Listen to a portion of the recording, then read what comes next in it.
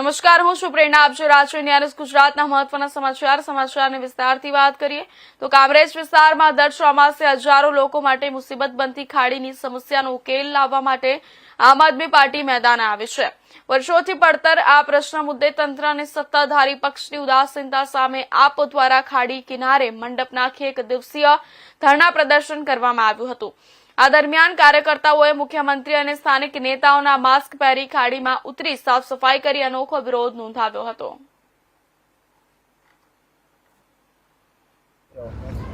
રજનંદની સોસાયટીમાં અમે રહીએ છીએ અને સમસ્યા અમારે અત્યારે ખાડીનો પ્રશ્ન છે.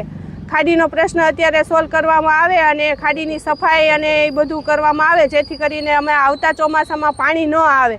પાણી આવે ત્યારે તો બધા અધિકારીઓ હાથ ઊંચા કરી દે છે કે અત્યારે પાણી છે એટલે મશીનરી નથી કે આ નથી તે નથી એવી કરી અને બહાના કરી દે છે. તો અત્યારે જે એને કામગીરી કરવાની હોય એ કામગીરી કરી અને ખાડીની સફાઈ કરે અને કચરાનું ટ્રેક્ટર અમારે એકાત્રા ટ્રેક્ટર આવે છે એટલે બહેનોને અમે કદાચ સમજાવીએ તોય અમારે કચરું નાખવાનો પ્રોબ્લેમ થાય છે. તો એ કચરાનો પ્રોબ્લેમ સોલ્વ કરીને અમારે રોજ કચરાનું ટ્રેક્ટર આવે અને કચરાવાળાને અમે કહીએ છીએ કાંઈ પણ તો એ લોકો એમ કહી દેશે કે અમારે તમારે એને કાંઈ લેવા દેવા નથી, તમે અમને કાંઈ પૈસા આપતા નથી, તો અમે વેરા ભરીએ છીએ. શેના ભરીએ છીએ? કેટલી તકલીફો થાય ખાડીથી ચોમાસામાં?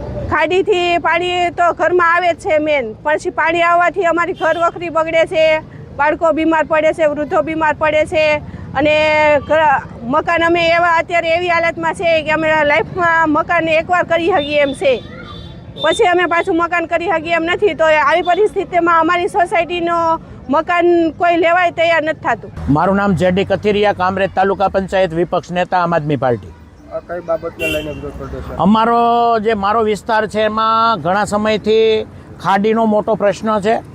અવારનવાર અમે તમામ ચૂંટાયેલા અને અધિકારીઓશ્રીઓને રજૂઆત કરી, પરંતુ કોઈ ધ્યાને લેતું નથી.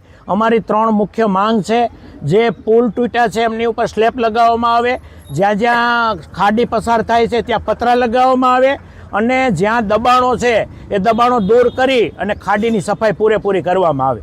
મુખ્યમંત્રી સાંસદના માસ્ક પહેર્યા છે શા માટે? હવે અમને એવું લાગ્યું કે છેલ્લે અમારી પાસે છેલ્લો ઉપાય હતો કે તેમના મુખ પહેરી અને તમે જોઈ શકો છો કે મેં આરોગ્ય મંત્રીનું મુખ પહેર્યું છે. આપણા વિસ્તારના આરોગ્ય મંત્રી આ વિસ્તારના છે પ્રફુલભાઈ પાનસેરિયા, છતાં પણ આ હાલત છે. એટલે અમને એવું લાગ્યું કે હવે છેલ્લે આ રજૂઆત કરીએ અને આમના મુખ અને મુખ્યમંત્રી, હવે સાંસદ અને ગૃહમંત્રી એવા તમામ લોકોના અમે મુખ પહેરી અને આજે અમે જાતે ખાડી સાફ કરી છે.